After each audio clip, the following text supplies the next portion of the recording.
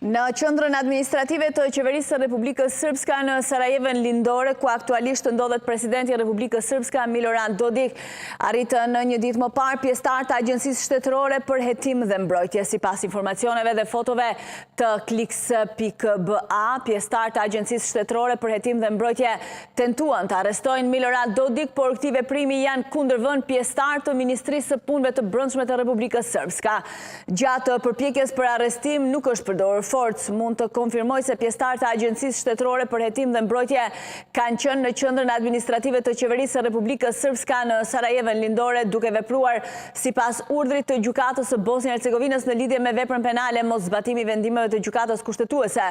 Ata kanë tentuar ta zbatojnë këtë urdhër, por janë penguar nga Ministria e Punëve të Brendshme, deklaroi zëdhënësja e Agjencisë Shtetërore për Hetim dhe Mbrojtje Jelena Mijovčić. Kujtojmë se Gjykata e Bosnjë-Hercegovinës kishte lëshuar më herët një urdhër arresti për Milorad Dodik, si dhe për kryeministrin e Republikës Srpska Radovan Visković, për kryetarin e Kuvendit Kombëtar Nenad Stefandić, pas një vendimi për dënim me burg për mos respektim të vendimeve të përfaqësuesit të lartë. Në muajin shkurt, Gjykata e Bosnjë dhe Hercegovinës dha një vendim në shkallë të parë, me të cilin presidenti i Republikës Srpska Milorad Dodik u dënua me 1 vit burg për mos zbatim të vendimeve të përfaqësuesit të lartë. Përveç dënimit me burg, atij u shqiptua dhe masa e sigurisë që i ndalon ushtrimin e detyrës së presidentit të Republikës Srpska për një periudhë prej 6 vitesh, duke filluar nga dita e hyrjes në fuqi të vendimit. Më herët gjatë ditës Dodik arriti në qendrën administrative të Sarajevës, ku planifikonte të mbajë takime me kryetarin e bashkësisë dhe kryetarët të komunave që përbëjnë qytetin e Sarajevës lindore. Përpara këtij takimi, Dodik qëndroi në Shekoviç, ku në orën 16 mori pjesë në një takim me rastin e fillimit të projektit për gazifikimin e pjesës lindore të Republikës Sërbe. Ky takim është mbajtur në ndërtesën e komunës, siç ishte paralajmëruar më herët nga kabineti i presidentit të Republikës Srpska.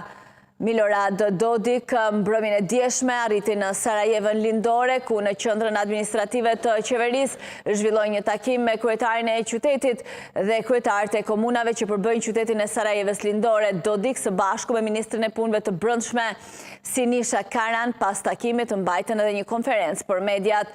Ministri aktual i Policisë së Republikës Srpska u prononcua dhe komentoi ngjarjen e mbrëmjes. Paqja është vlera më e madhe e Republikës Srpska. Republika Srpska është në sulm të vazhdueshëm për 30 vite përmes përfaqësuesve të lartë, e tani duan të sulmojnë përmes agjencive të rregullta të zbatimit të ligjit. Përmes tyre po përpiqen të japin goditje përfundimtare Republikës Srpska.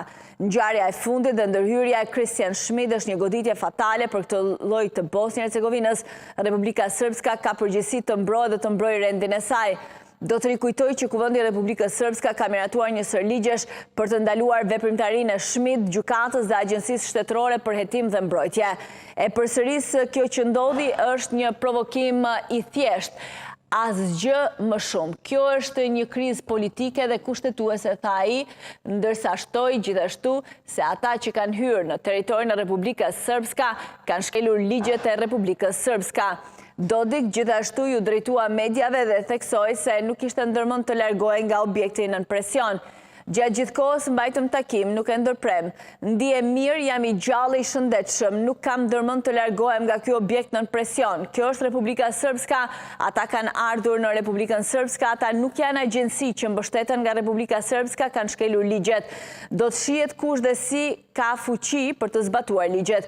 E pam që ata ishte vëllai i Kemal Ademović, i shefit AID gjatë luftës, i cili bëri gjithçka që serbët të pësonin disfat. Schmid fashisti, do të përpiqem të tregojmë si bëhet arrestimi. Në ditën e vijim do të hartojmë atë plan. Ai paraqitet i rrem dhe do të filloj me përgjigje për këtë, tha ai. Separatistët serb ndërkohë theksoi se këta të Agjencisë Shtetërore për Hetim dhe Mbrojtje përpiqen të tregojnë se mund të bëjnë diçka. Ata nuk veprojnë në emër të Republikës Srpska, nuk janë përfaqësues të saj. Ata përfaqësojnë një strofull myslimane nga Sarajeva dhe rrethinat. Pyetja thelbësore është në cilin territor do të mbetet pushteti. Bosnia-Hercegovina nuk është një vend ku ndjehemi të sigurt, jemi këtu për shkak të investimeve të mëdha në Sarajevën lindore dhe kjo shihet, deklaroi Dodik. Ai theksoi se është krenar për këtë. Djemt që janë këtu, duke i quajtur patriot në mbrojtje të Republikës Srpske. Ai pyetur nga gazetarët se si duhet të veprohet në të ardhmen me veprime të tilla të Agjencisë Shtetërore për Hetim dhe Mbrojtje, Dodik i dukshëm i zemëruar u përgjigj pse i ngacmoi njerëzit që po bëjnë punën e tyre.